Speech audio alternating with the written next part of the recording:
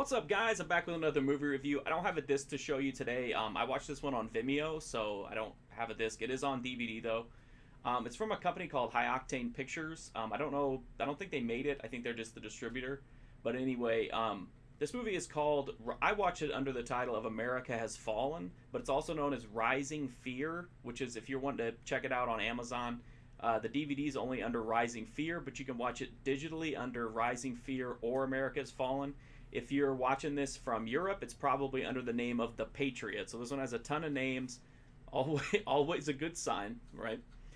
This movie centers on a guy. He's ex-military, and he finds himself on a bus, and he's getting talked to by this hot chick, and she's like, hitting on him, and they got good chemistry going, and they're flirting, and she gives him his number, or she gives him her number, sorry.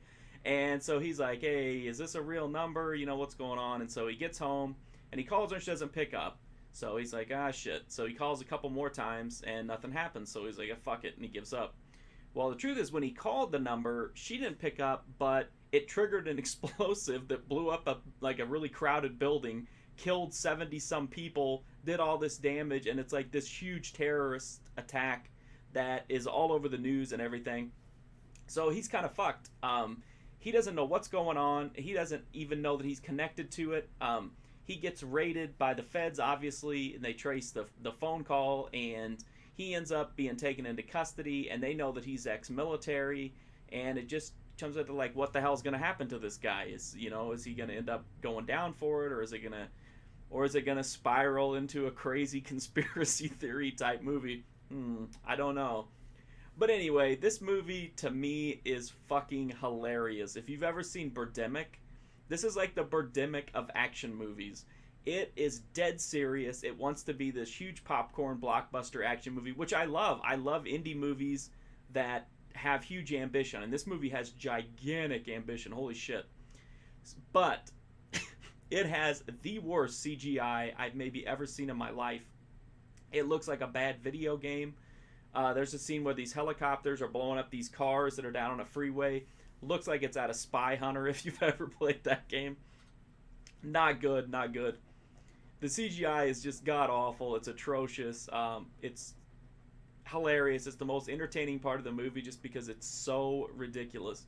I know I'm not judging them. They had the budget that they had. They did the best they could, I'm sure. But to me, the movie is very entertaining, but not for the reasons the filmmakers intended.